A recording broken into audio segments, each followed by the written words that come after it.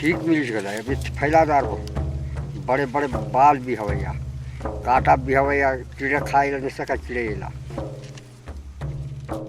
मैं अभी दिन भर से ये इतवारी के खेत में हूँ और इतवारी बैगा जो है सिलपड़ी कराने वाला है और हमारे साथ नानू भी है और मुकद्दम भी है।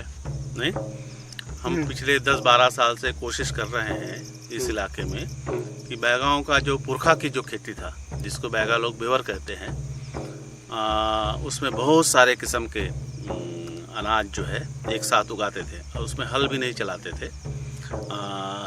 छोटे छोटे झाड़ियों को काट करके उसमें आग लगा देते थे और उसमें उस आग में जो राख बनता था उस राख में जो है वो लोग बीजों को छिड़क देते थे। लेकिन बीच में क्या हुआ कि सरकार ने जो है इस तरह के खेती, इस पद्धति को, इस तरीके की जो खेती है उसको बंद कर दी। आगारू या कांदाबाड़ी रही से आगारू जमाना दादी पहाड़ में आजी दादी पहाड़ में बाप माए पहाड़ केला जंगल वाले छोड़वा जा रही नहीं या जमीन दे बोल तुमने कांदाबाड़ी जो छोड़ो का छोड़ दे रहे।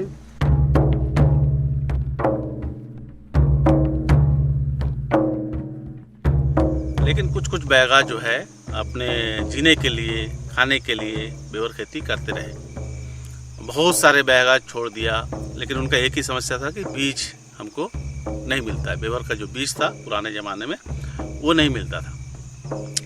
तो सबसे पहले हमने वो बीज खोजना शुरू किया। ये जो हमारे साथ में नानू है, नानू जो है बहुत 5-6 साल पहले कहीं से सलहार इनके घर में था या कहीं से खोज के लाया था। इसके खेत में सलहार जो है बोया और सलहार इनसे सलहार लेकर के हम अलग अलग गांव में बांटे तो सलहार का बीज पैदा हो गया।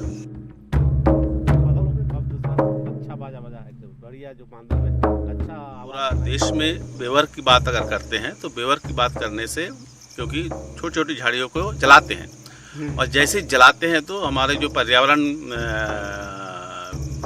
बुद्धिजीवी है, पर्यावरणविद है जो, वो एक ही चीज़ कहते हैं कि जलाने से तो पर्यावरण को नुकसान होता था।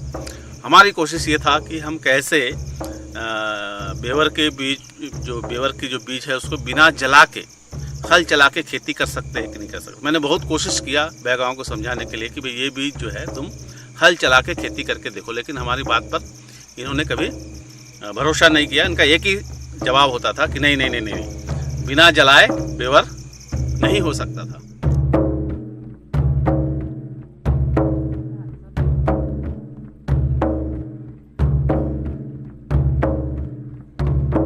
और इतवारी ने जो खेती किया है वो कुछ भी काट के जलाया नहीं। उन्होंने हल्का हल्का जो है उसका जो खेत है, प्लेन है खेत, ढलान भी नहीं है, प्लेन खेत है, हल्का हल्का हल चलाया उसने। और आज मैं जब अलग अलग बैगांव के अनूपपुर में भी बेवर देख के आ रहा हूँ, डिंडोरी के दूसरे गांव में भी बेवर देख के आ रहा हूँ, लेकिन इतवारी के खेत में जिस तरीके का बेवर की जो फसलें हुई है ये जलाया हुआ खेती से भी बहुत अधिक अच्छी तरीके से अच्छा फसल दिख रहा है। जो हम कह रहे थे पिछले सालों से कि नहीं तुम थोड़ा करके देखो, हल चला के देखो, जला के मत देखो, हल चला के देखो होता है कि नहीं देखो, लेकिन वो इतवारी ने वो साबित करके दिखाया।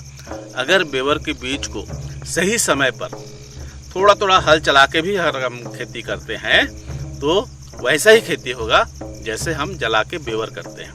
तो ये इतवारी का खेत एक उदाहरण है कि बेवर का मतलब ये नहीं है कि जलाना पड़ेगा। बेवर का मतलब ये है कि अगर आप नहीं भी जलाते हैं, सही समय पर हल्का सा हल चला के भी खेती करते हैं तो बेवर के सारे जो बीज है वो हमारे खेत में पैदा हो सकता है। आप देख रहे हैं कि यहाँ पर हमारे पीछे फसल दिख रहा है, लेकिन फसल में कोई पेड़ भी खड़े हैं, लेकिन इतवारी बैगा ने उस पेड़ों को, जो हरे भरे पेड़ है, उसको कभी काटा नहीं। इस खेत में जलाने के लिए इतवारी बैगा के पास कुछ भी नहीं था, लेकिन उन्होंने थोड़ा हल चला के वो खेत किया और जब ये हल चला के खेत किया तो इतना बढ़िया फसल हुआ। तो हम ये एक उदाहरण हम प्रस्तुत करना चाहते हैं। बेवर मतलब सही समय पर, सही तरीके से, सही बीज का चयन करके और हल्का सा जोत के भी आप खेती कर सकते हैं। बेवर का मतलब ये कोशिश है कि जो बैगाओं के पुरखौती बीज था, उनके पुरखे के जो बीज था, सलार है, मड़िया है, सिकिया है डोंगर कुटकी है, झुंझुरू है, बेदरा है, सावा है, ज्वार है, मक्का है, ये सारा बीज को फिर से हम एक ही खेत में कैसे वापस ला सकते हैं। और वापस लाने का मकसद यही है, वो जो 12 जात का खाना इनके पुरखा खा के गए, वही 12 जात के खाना इनके बच्चों को, नानू के बच्चों को भी मिले, इतवारी के बच्चों को भी मिले, हमारे बाजारी जो मुकद्दम है उनके भी बच्चों को मिले। ये कोशिश हम कर रहे हैं कि आप सिर्फ जला के नहीं, आप हल्का सा जोत के भी सही समय पर सही तरीके से आप वो 12 जात का जो अनाज है उसको पैदा कर सकते हैं। जी।